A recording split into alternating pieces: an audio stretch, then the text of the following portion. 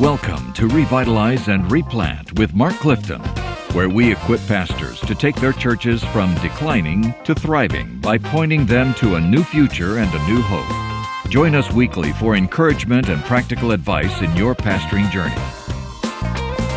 We are back once again from the hallowed halls of the North American Mission Board in Alpharetta, Georgia. We're not always here. No. We're here maybe once or twice a year. We're here until they find out. Until they find out. What it works They out. don't let us in this place. Not always. We just use like the Baptist key, which is but you have a badge. Well, I have a badge, but but this room is locked up. I know. I got here. And the Baptist key is like the butter knife from the kitchen drawer, and you can jerry rig any knife, any lock in the church with that. Well, when I got here, I was looked at suspiciously this morning. You know. Me too. I don't. That's how I ended up here. Here I am. We're not supposed to be in here, and as soon as they find us, they'll shoo us out. But we are using this broadcast studio. Yeah, we are. We jerry-rigged the lock and got in here, and we are here. And we're also drinking their water and their pop and eating their cookies. Revitalize and Replant with Mark Clifton. There's his Mark way of, Hallock. What's up, guys? That's Dan's way of telling me to be quiet. That's right. And let's move on. We've got a guest. We that do. I'm so pumped about. Ladies and gentlemen. And he's filming right now. Yes. It's Colin Pugh from the Clinton Baptist Church. Yeah, come on, Colin. Clinton, Maryland, which is just outside of Washington, D.C. It really is Washington, D.C. It really is Washington, D.C. It's not like way outside. Yeah. It is. You don't know that you're in D.C. or in Maryland. Or in Maryland. You're in How D.C. far is it from like Baltimore to D.C.? That's like a 45-minute drive. 45? Okay. Depending on if you're going to the tip of Baltimore. Okay. Yeah. So it's like Yeah. a 45-minute drive. Now, here's Okay, something that okay. you need to know about Colin. Colin, and this is one of the reasons I want to have him on the show. We want to have him on. We've talked about this several times. Let's get Colin Well, on here. and you need to know Colin's on our team. Yeah. He's on the Replant team. He's a pastor of Clinton Baptist, but he's on the Replant team, and he leads our urban. That's right. Urban initiative. He's great. Great at it. Previous podcast we had Andy, who leads our rural strategy. Yep. Colin leads our urban strategy. Well, I'm glad to be here. Now, you are in a church. When you've been there 6 years, 6 years in October. and when you started, there were how many? 9 members. 9 members. Now you're up to 350. 350. Praise the now, Lord. here's the thing that's interesting about this. In that process and in that time, Colin has become a TV star. He's on commercials. And we're going to talk about this. He's a here beautiful in a few man. minutes. How could he not be? Well, He's a good-looking guy. He's a pretty With my boy. pink pants on. Yeah, he's a pretty boy. But there are a couple of things that you do that are so unique to ministry. Not just your ministry, but to ministry in general. If these two things can become effective in a church, it will transform the church. It will transform the community. And the two words, and I want us to talk about this. One is transition, and one is partnership. Now, let's start with this first word. First of all, what is transition? When you say transition, you use transition in your ministry. What do you mean? So usually when we look at transition, it's always from the pastoral leadership perspective. But I'm looking at transition not only from a leadership, but holistic, from all the ministries in the church. When I got to Clinton Baptist Church, there was no pastor for about 4 years. It was an interim pastor who was older. But when it was time to count money and to usher for the people that was there, they were all older members. So looking at that, I realized that the church doesn't do well in transition. But not only transition in finding a pastor, but also finding other leaders who are younger, who can lead the usher ministry, who can lead the baptism ministry, who can lead the sound ministry and the AV ministry, and also be on the count ministry. We just ordained a young guy, 21 years old, who I took through a 2-year process, and he's a deacon. So tell me about the building when you got there. What was the building like? How big was it, and what condition was it in? So we have 12 acres of land. Well, that's pretty good. We sit about 1,000 in the sanctuary. Oh, man. We have 1,000? Yeah, over 50 classrooms. Oh, my word. 50 classrooms? Yeah, 2 fellowship halls, and as well as a commercial kitchen with a baseball field. Was this a college or something? Or what? No. And the great thing about it was planted. It was planted in 1895 or something like that. It was planted, and it was planted by First Baptist of Suitland, and they sent 200 members over there, and all the land was donated. Yeah. All the land was donated. Obviously, at some point in time, it had reached its peak. And then the transition happened. It was an What year? all-white Do you have any community. idea? Like when was the peak, or like maybe when did it begin to really decline? So because of the pastoral leadership was there, I don't have any information. Yeah, on that. yeah. We can't even celebrate the church anniversary because we don't know the actual date. Wow. Okay. All right. So So it by was- the time you get there, the whole neighborhood is transitioned. Whole neighborhood from white to transitioned black, from white to black. and it had declined to about 10 people. Yeah, it declined to about 10 people. They had the first black African-American pastor who was older, Pastor Jones, and then he passed away. And so for 4 years, they had an interim pastor. Pastor Reeves did a phenomenal job just trying to hold things together for 4 years. Wow. So they did not worship in the sanctuary 10 years before I got there. Wow. So when you talk about transition, what was the first thing you did? The first thing I did was just closed everything, wrapped my mind around this building because it was humongous. Yeah, What can I do, what I need to do, just to see the functionality of what the church had. A prayer is one, which was supreme, but I called all the members who they had in the book that said they was members. I got that book and I called every one of them. Most of them was deceased. They were probably hard to talk to. Yeah. It's a short conversation. Yeah. So just called them and said, hey, I'm the new pastor here, and I want to know you're still interested in being a member here, because we had no really good bookkeeping. So just working through that and then starting all over again in transition as church. What to did be you find revitalized. from those people that you called that were not attending? What was, That they had left because there was no leadership.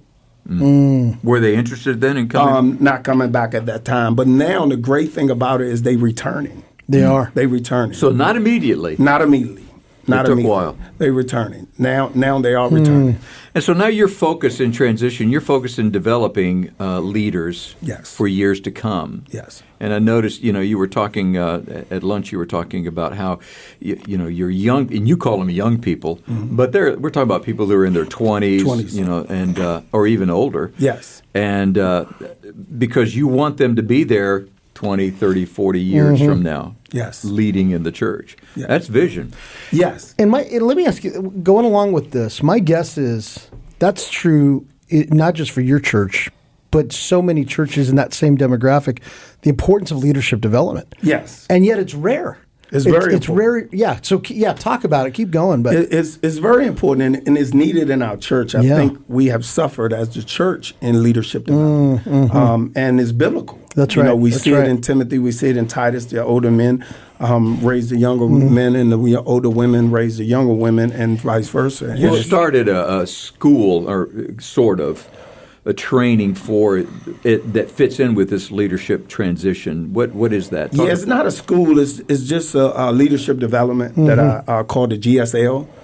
Which Institute. stands for and what? GSL is our vision. We grow, we serve, we love. Okay. So it's a GSL Institute. So I meet with some handpicked young adults, which is 17 of them, for every first Monday, one time a month for 2 years.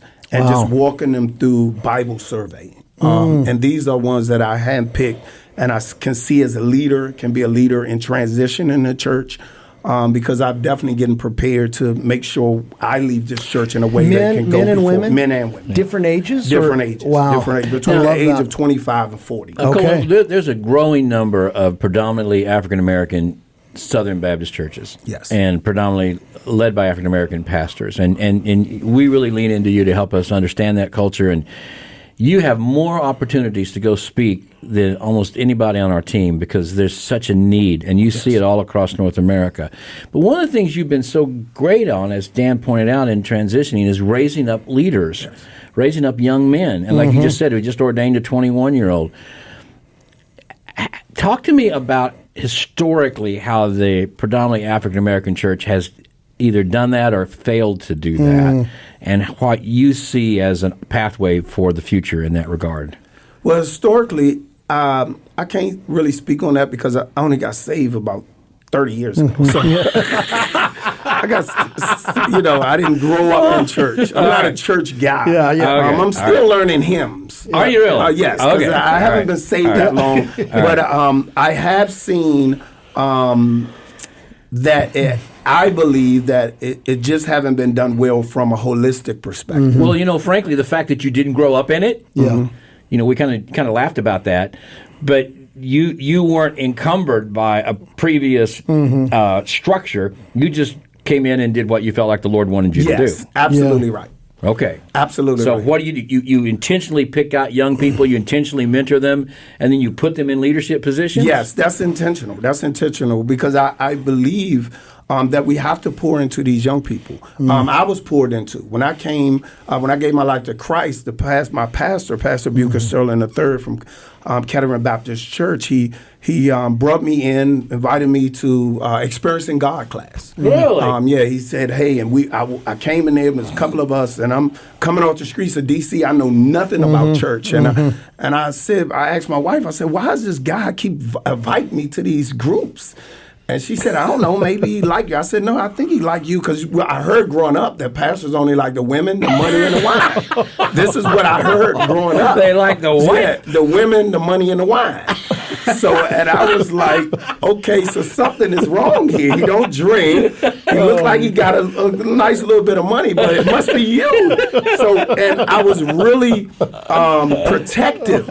And he said, no, I just want to pour into you. I see something into you. And he started me in Experiencing God, about 20 of us. And from there, we became deacons, and then next thing you know, I'm the youth pastor for 15 years at this church. And my goal was to get 67%. I don't know where that number came from, but my goal was to get 67% of our youth in ministry. Because there are only 3 ministries that our church allow young people in. That's the choir, that's the praise team, and that's ushering. But what about counting money? What about being a deacon? What about trusteeing? What about being pastors or ministers? What about running a sound ministry? And so when I left there, I had that percentage of young people in that church doing ministry. But it was a fight. Yeah. It was a fight because young people would tear up stuff. Yeah. That's what I heard. Well, they do. They do. But old people do too. Yeah, that's right. That's right. So transitioning, which is basically building leaders for your church, and it's a vision, a long-term vision. Yes. And it's not something you come in and you do your first month in a church. No. It takes a while to get that going, doesn't it? Yes. And also, if you don't have those people in your church to start with, that's where you start, is finding people for that reason. All right. As your church begins growing, and as your church begins connecting with the community, you started really intentional partnerships within your community. Now, Clifton has talked about this often, about the footprint of your church in your community. Right. Talk about your church and the footprint of your church in your community. So we are a lifeline to our community. If our church closed, our community is going to be impacted, very severely impacted. Our community depend on our church and what we do to meet the needs and also the spiritual needs as well. So partnerships are important.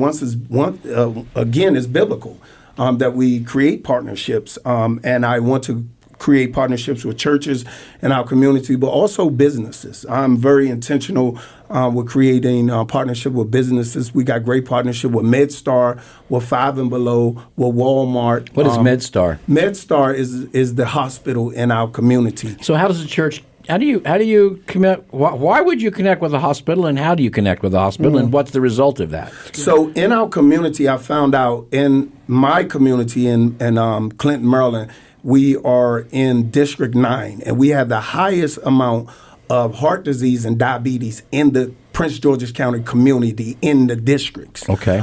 So I needed that information to help me connect with MedStar. So now we can get the service out of the hospital and into the community so we can change that. And so what I've done, I met with MedStar, the head of MedStar, Dr. Chile, who's the head of the medical, and told him these statistics and let him know that we need him in the community because we see that our community don't go to hospitals. That's why we have more patient first coming. People don't have doctors, so now me and him work together. So patient to bring first is patient first is a clinic. So they don't go to the hospital. They don't go to the doctor. They just run to a clinic. They run to a clinic. Yes.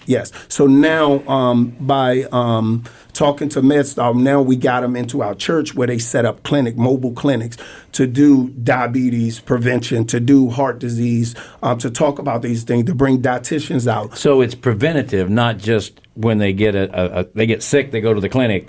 This is a preventative, how to eat, how to do all those kinds of things. How to change your lifestyle to be better and healthier. And so it's a partnership with the hospital using your church and your relationships in the community. Yes.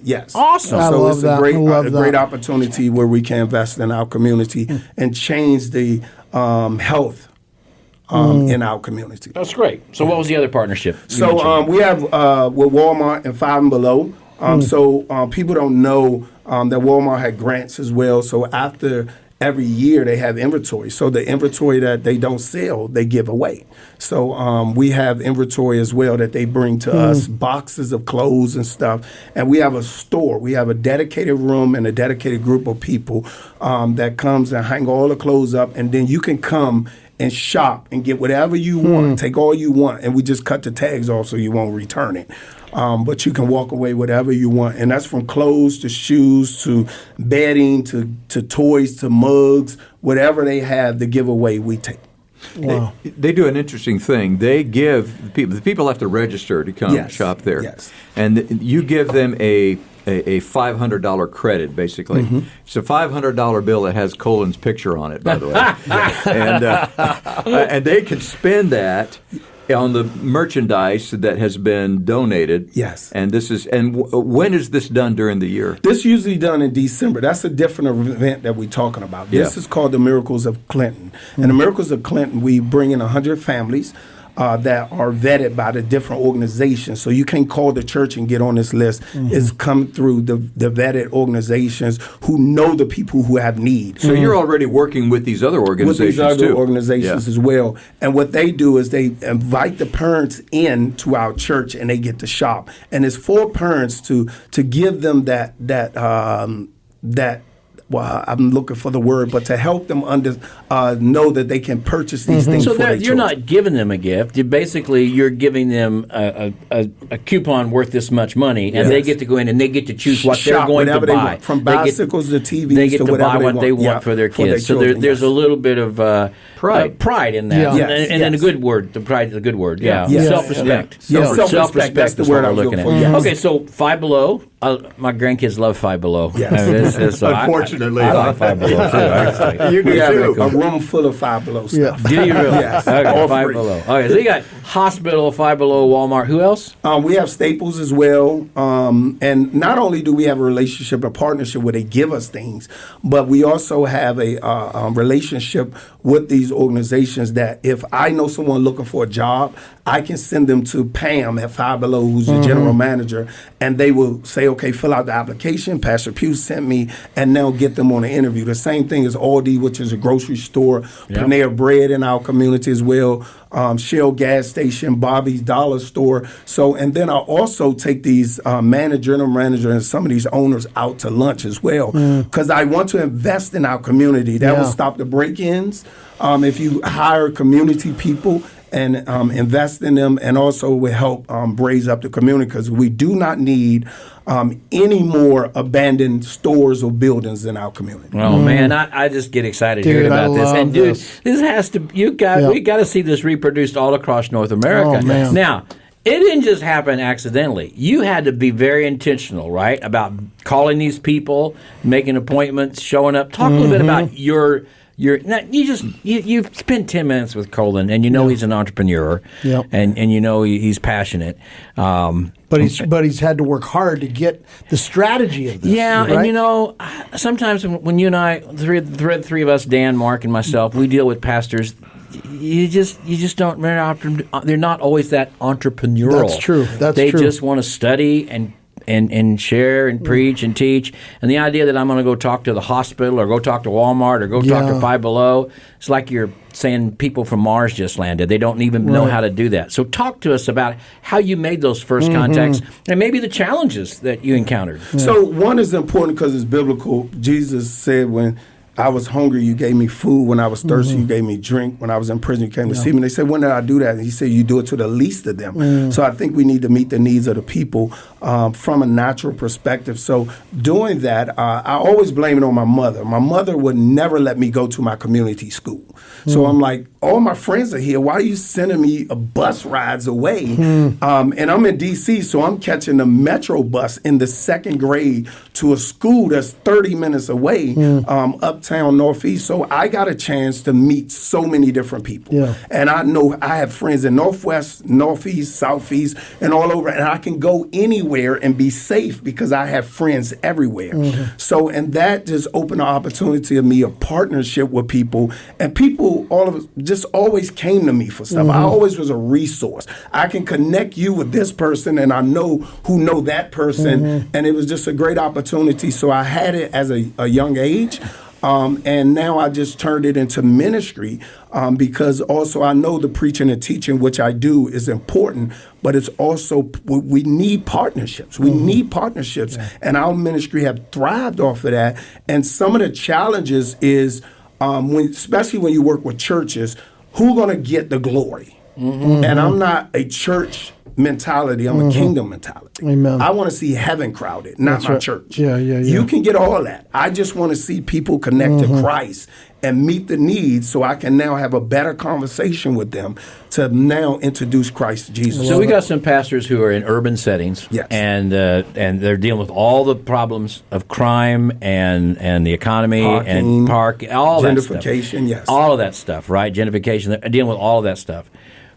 What do you tell them when you meet with them? And I know you do. You came to Kansas City and met with those pastors, and they loved every minute of it, and they want you to come back. You've gone all across North America. What do you tell them? How do you encourage them? One, they got to be focused on the wins.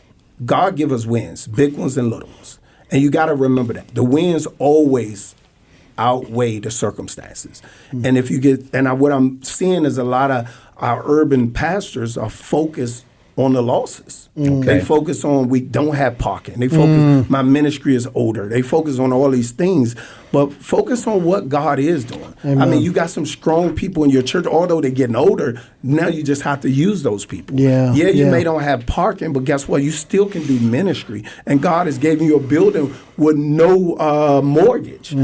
So just encourage on the wins. And God is always doing wins in the church.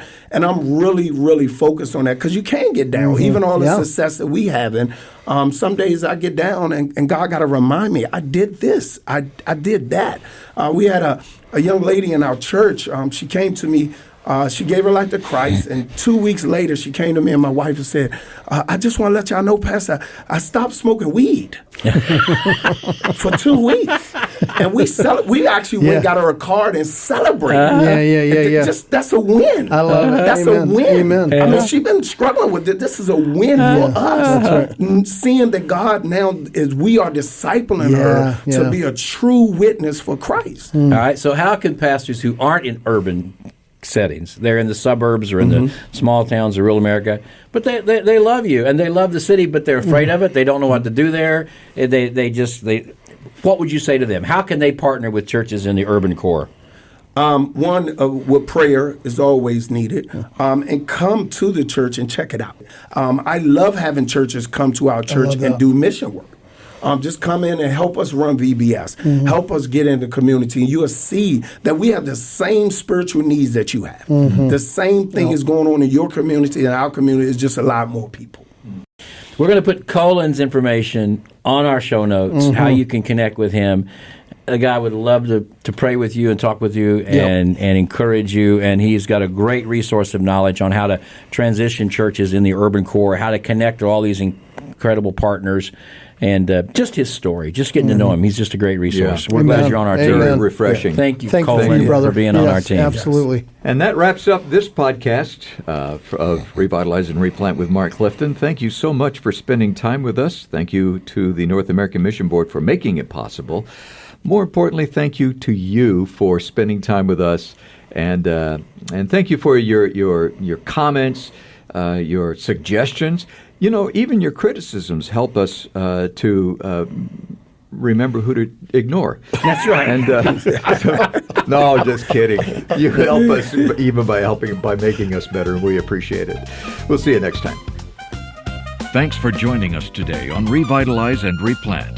This podcast is brought to you by the North American Mission Board, where we help dying or struggling churches regain health for the glory of God and the good of their communities.